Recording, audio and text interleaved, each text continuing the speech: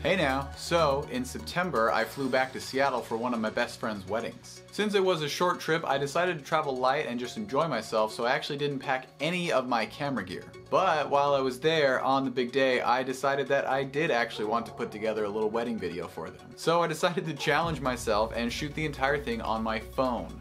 I have the Google Pixel 2 XL.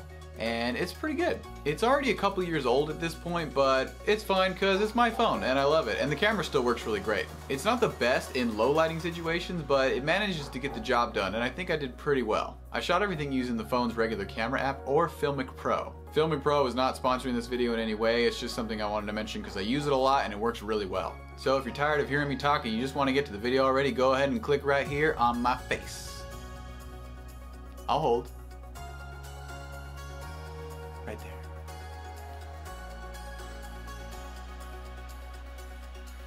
Are they gone yet?